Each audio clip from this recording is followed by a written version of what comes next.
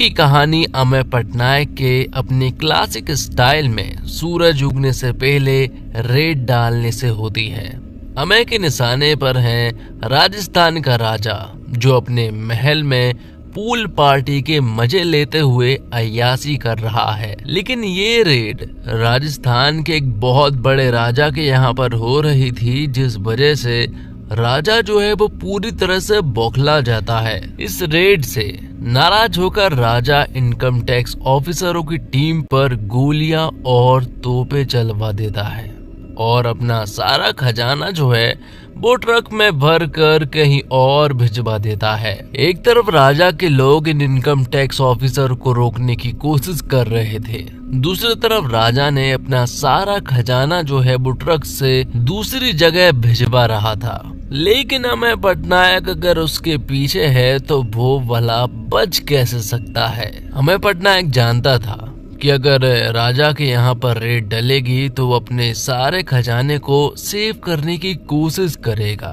इसलिए अमेय पटनायक ने उसके ट्रक को बहुत ही चालाकी से जब्त कर लिया। लेकिन राजा का खजाना जब्त करने के बाद अमेय कुछ ऐसा करता है जिस पर विश्वास करना आपके, मेरे और बाकी सभी लोगों के लिए मुश्किल है। वो राजा का मामला रफा दफा करने के लिए 2 करोड़ रुपए की घूस मांगता है। बस फिर क्या था, ये बात जब इनकम टैक्स ऑफिसरों को मालूम चलती है तो वो लोग अमेय का ट्रांसफर करवा देते हैं। ये बात जब अमेय पटनायक की बीवी मालिनी को मालूम चलती है तो वो अपने पति से कहती है कि आप कुछ मत बोलो, आपकी आंखें देखकर ही पता चल रहा है कि आप कितने ईमानदार हैं, आप घूस ले ही नहीं सकते हैं। जिसके बाद अब अमेय पटनायक भोज आ चुका है और हर बार ट्रांसफर से परेशान उसकी बेटी और बीबी मालिनी भी उसके साथ है। दूसरी तरफ हम देखते हैं रामेश्वर जी को, जो कि जेल में अपना समय बिता रहा है, क्योंकि वो पिछले 7 सालों से इसी जेल में मौजूद है और वो चाह रहा है कि वो जल्द से जल्द जेल से रिहा हो जाए। और रामेश्वर जब भी अमेय पटनायक को याद करता है तो वो हमेशा सिर्फ एक ही बात कहता है कि पता नहीं पटनायक बा किसकी जिंदगी बर्बाद कर रहा होगा। अब अमेय पटनायक भोज आ चुका है। भोज में एंट्री करते हुए अमेय को नजर आते हैं एक मंत्री के बड़े बड़े पोस्टर। इन पोस्टर में जन कल्याण की बातें हैं और मंत्री की आंखों में जनता के लिए प्यार है। तब अमेय को मनोहर धनकर उर्फ दादा भाई का चेहरा पहली बार दिखता है। दादा भाई जनता के सेवक हैं। जब उनके पास कुछ नहीं था तब भी वो जनता की सेवा करते थे और इसी के चलते जनता ने उन्हें मंत्री बनाया है। अब लोगों की सेवा के लिए दादा भाई ने अपनी मां सुषमा के नाम से एक फाउंडेशन खोली है, जिसमें कई लोग नौकरी करते हैं और पैसा कमाते हैं। दादा भाई भगवान से ऊपर अपनी मां को रखते हैं और रोज सुबह उठकर उनकी पूजा करते हैं और उनके चरणों में अपना शीश नवाते हैं। दादा भाई की छवि एकदम चिकन करी के सफेद कुर्ते सी साफ है और यही अमेय के लिए शक की बात है। तो दूसरे दिन ही अमेय पटनायक जो है वो ड्यूटी ज्वाइन कर लेता है। वहाँ लोगों को मालूम है कि दरअसल में अमेय पटनायक जो है वो रिश्वत के कारण यहाँ पर आया है। लेकिन इन सब चीजों से अमेय को कोई फर्क नहीं पड़ता। जब उसे यहाँ धनकर भाई के बारे में मालूम चला तो वो बस अब उसके बारे में पता करने की कोशिश करने लगता है कि आखिरकार दादा भाई कौन है और वो क्या करता है और कैसे करता है। सारी चीजें पता करने के बाद अब अमेय जो है वो दादा भाई के घर पर छापा मारने के लिए पूरी तरह से रेडी था। उसने कई जगह को चेक किया जहां उसे कैश, गोल्ड, जमीन के कागजात और बहुत सारी चीजों के बारे में मालूम चला है कि यहाँ पर काला धन है। ये सारी चीजें वो अपने बड़े ऑफिसर्स को बताता है और वारंट निकलवाता है। लेकिन वो कहते हैं कि जब तक उन्हें कोई सबूत नहीं मिलेंगे तब तक वो वारंट इशू नहीं कर सकते हैं। लेकिन अमेय पटनायक देरी नहीं करता, वो उनके पास 32 वारंट के लिए पेपर्स भेज देता है और तब उन्हें साइन करना ही पड़ता है और फिर अगली सुबह ही वो रेड मारने के लिए पहुंच जाता है। लेकिन इस रेड से पहले एक फ्लैशबैक का सीन दिखाया जाता है जब अमय ने रेड मारने से पहले सारी चीजें पता की थी। उसने दादा भाई के बारे में सब कुछ पता किया, उसके काले धन के बारे में पता किया, उसने कहाँ सोना छिपा कर रखा है, फाउंडेशन में कितना पैसा है, कहाँ पर कैश मौजूद है, ये सारी चीजें अमय पटनायक ने पता कर ली थी। जिस वजह से ही उसने वारंट के लिए अपने ऑफिसर्स के पास पेपर्स भेजे थे। और जब अमय पटनायक दादा भाई के पास पहुंचा तो दादा भाई को हैरानी नहीं हुई, क्योंकि दादा भाई जानता है कि उसे यहाँ पर कुछ भी नहीं मिलने वाला है। लेकिन अमय पटनायक यहाँ पर अपनी पूरी फौज लेकर आया था। और तो और दादा भाई की माँ का कहना भी यही था कि उसका लल्ला कुछ भी बुरा नहीं कर सकता है। लेकिन अमय पटनायक के पास वारंट था, इसलिए वो लोग दादा भाई के घर को चेक करने लगते हैं और उसके घर से काला धन निकालने लगते हैं। लेकिन बहुत देर हो चुकी थी और दादा भाई के यहाँ से कोई भी चीज बरामद नहीं हुई थी। ये सारी चीजें देखकर अमय पटनायक भी पूरी तरह से हैरान था, क्योंकि उसके पास पूरी इंफॉर्मेशन थी। इसके बावजूद उसे यहाँ पर कुछ भी नहीं मिला। लेकिन अभी भी अमय पटनायक फाउंडेशन में जाकर सारी चीजें चेक करना चाहता है। लेकिन बाहर जो है वो जनता इकट्ठी हो चुकी है और वो आयकर विभाग के खिलाफ नारेबाजी कर रहे थे। इसलिए दादा भाई कहता है कि इन लोगों के सामने तो आप नहीं जा सकते हैं, इसमें आपको मेरी मदद लगेगी। इसलिए मैं आपको मेरे साथ ले चलता हूँ फाउंडेशन, जहाँ पर चलकर हम सभी लोग चेक करेंगे कि वहाँ आपको कुछ मिलता है कि नहीं। अमय पटनायक को यहाँ फाउंडेशन की भी इंफॉर्मेशन मिली थी और तो और यहाँ फाउंडेशन के बाहर ही एक हाथ की मूर्ति लगी हुई है। अमय पटनायक ने चेक किया था कि ये सोने की है, लेकिन अब जब इसे चेक किया गया तो इसे पाया कि वो पीतल की है। ये सारी चीजें देखकर तो अमय पटनायक पूरी तरह से हैरान रह चुका था कि आखिरकार ऐसा कैसे हो सकता है। तब दादा भाई यहाँ पर पटनायक को कहता है कि अगली बार आओ तो मुझे बता कर आना, ताकि मैं थोड़ी बहुत चीजें यहाँ पर रख सकूं। ऐसे खाली हाथ जा रहे हो उसे भी अच्छा नहीं लग रहा है। जिसके बाद अगले दिन हमें मालूम चलता है कि पटनायक के ऊपर एक कमेटी बैठ जाती है और आयकर विभाग के द्वारा उसे सस्पेंड कर दिया जाता है। दूसरी तरफ ये सारी न्यूज जब जेल में रामेश्वरम जी सुनते हैं तो वो भी बहुत खुश हो चुके थे कि आखिरकार पटनायक को सस्पेंड कर दिया है। लेकिन वो इतने जल्दी हार नहीं मानेगा, ये भी उन्हें मालूम है। और तो रामेश्वर परोल पर बाहर भी आ चुका है। दूसरी तरफ अमय पटनायक सस्पेंड तो हो चुका है, लेकिन वो इतने जल्दी हार नहीं मानेगा। तभी अमय पटनायक को एक बात याद आती है। जब आयकर विभाग के खिलाफ नारेबाजी हो रही थी तभी यहाँ पर एक अंकल जी उसके पास आए थे।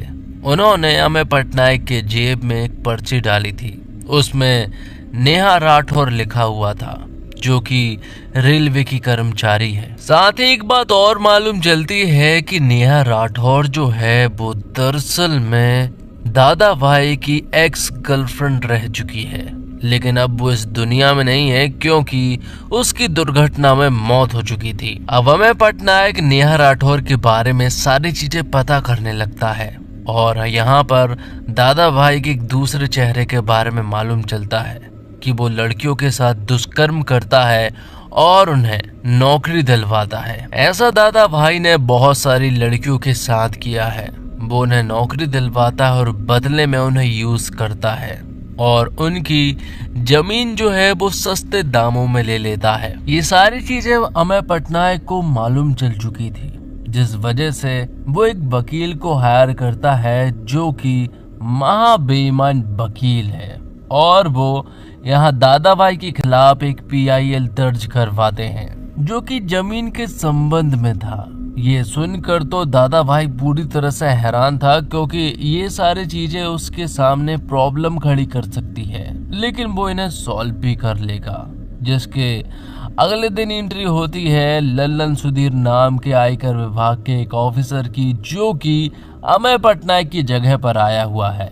लेकिन ये आदमी भी पूरी तरह से बेईमान है। ये बात हमें तब मालूम चलती है क्योंकि लल्लन सुधीर जो है वो उसी दिन जब वो ड्यूटी पर ज्वाइन हुआ था, वो उसी दिन जो है वो दादा भाई के यहाँ पर चला गया और उनसे कहता है कि मैं तुम्हें पूरी तरह से सपोर्ट करूंगा और कोऑपरेट करूंगा।